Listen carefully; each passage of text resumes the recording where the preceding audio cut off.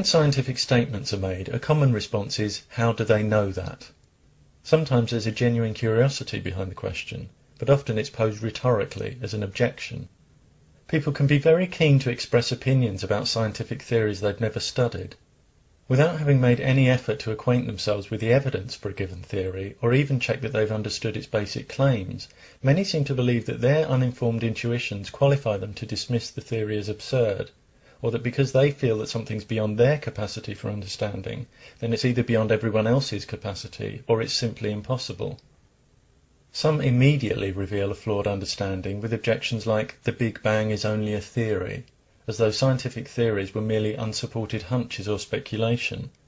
In fact, in sciences other than mathematics, the word theory denotes the most powerful status that an explanation can attain. Scientific theories are comprehensive frameworks for describing, explaining and making falsifiable predictions about related sets of phenomena, based on rigorous observation, experimentation and logic.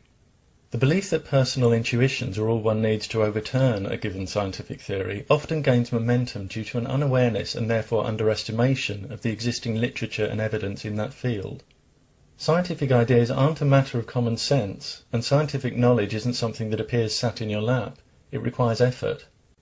The principles behind many scientific theories can be grasped without too much difficulty when you're prepared to try and understand the explanations, whether or not you go on to accept them. But many people don't even get as far as listening to the explanations due to a pre-existing belief that whatever they are, they must be wrong.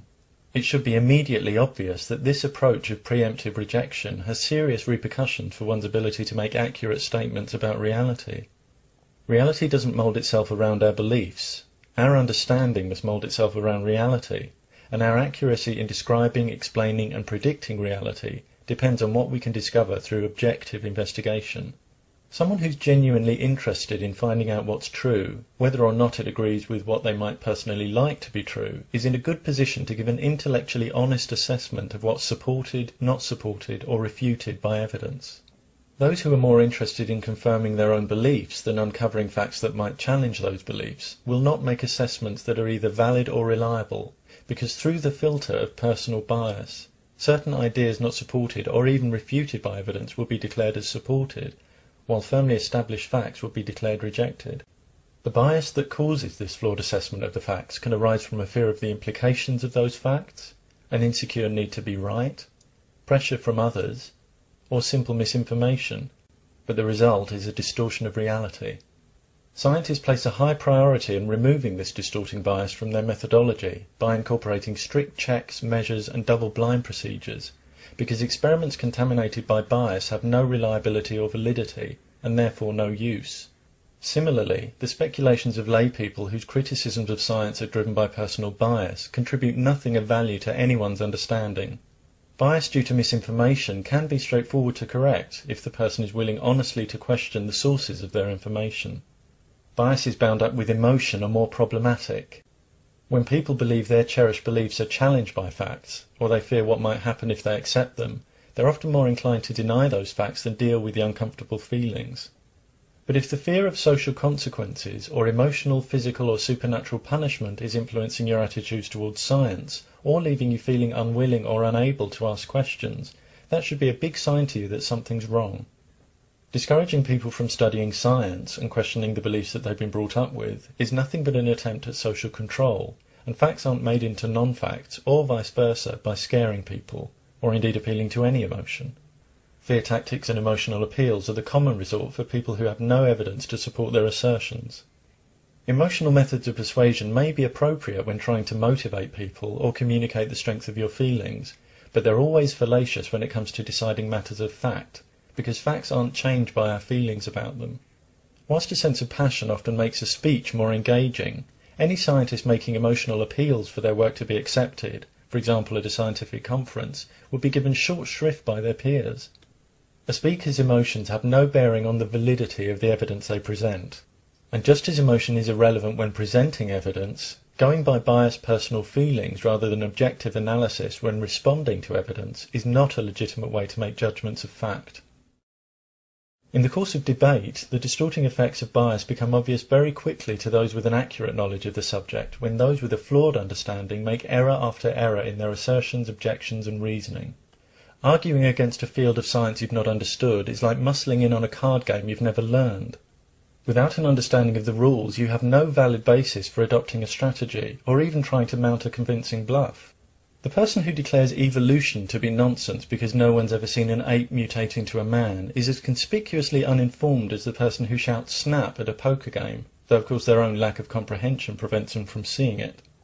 An effective challenge to a scientific theory requires an accurate understanding of what the theory states and the kind of evidence that would refute it, followed by the production of that evidence. Of course, if you're starting out with flawed ideas about a theory, then during the process of developing an accurate understanding, you'll find that many of your prejudices about the theory, and therefore your initial grounds for rejecting it, have nothing to do with what the theory actually says. But if you're unwilling even to gain an accurate understanding, you show that you're fundamentally not serious about your position. In 1965, Gary Flandro was working as a summer intern at NASA while studying for his degree. At the time, NASA had been focusing its efforts on Mars. Scientific ingenuity hadn't propelled any spacecraft beyond its orbit, so when Gary was asked to do a calculation for a space trip to Jupiter, he suspected that he was being sidelined away from the action. But plotting the positions of the planets, Flandro discovered that in 1977, a planetary alignment that occurs only once every 176 years would allow a spacecraft, using a slingshot effect that increases the velocity of objects as they pass close to celestial bodies, to reach Neptune.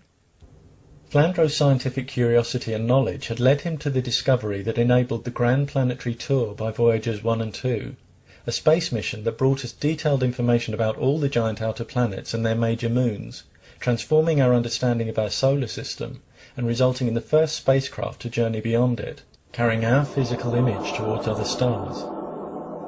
Broadening your knowledge and experience can be the most rewarding and exhilarating adventure of discovery, and today we have more potential to learn about the universe around us than at any other point in our history.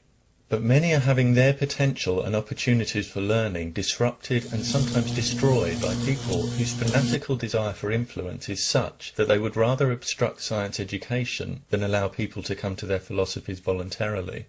Attempts to associate guilt and fear with the acquisition of knowledge are as ancient as they are familiar today. But guilt and fear don't invalidate scientific discovery or alter facts. Those who use guilt and fear to try and stigmatize established science and prevent it from being taught in schools are creating a darkness in which fear and confusion will thrive all the more.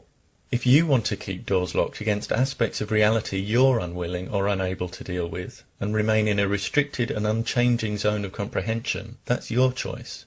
But when you start believing that you're entitled to drag others into that zone, or that political or religious freedom means the freedom to impose your values and intellectual limitations on everyone else, you need to reassess your sense of boundaries and think carefully about the technologies and medical treatments you take for granted, which simply wouldn't exist without the science you're so ready to attack. You can't pick and choose with science. The theory of evolution is underpinned by the same scientific discipline and intellectual force that enabled engineers to send Voyager 2 to Neptune with 1 second accuracy, and is accepted by scientists with theistic beliefs as well as scientists with none. The function of science is not to support or contradict anyone's belief or non-belief. Science is about capturing reality, and it recognizes any phenomenon that's supported by the weight of evidence.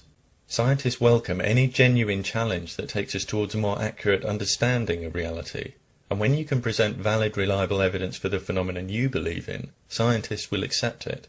What they won't do is behave like many of those who reject evolution and the Big Bang, that is, deny a monumental body of evidence for one scenario, while expecting people to accept an alternative scenario that currently has no objective evidence behind it. When you encounter a scientific statement, ask your questions with genuine curiosity and you could learn something of value. When your opinion's in conflict with facts established scientifically by an international community working with the most sophisticated knowledge and techniques available, then either go the legitimate route and get your objective evidence recognized by peer-reviewed scientific journals, which shouldn't be a problem if your opinion is based on something more substantial than biased supposition, or leave science to those with the discipline and integrity to do what you're unwilling and or unable to do, and leave science education to those who know what they're talking about.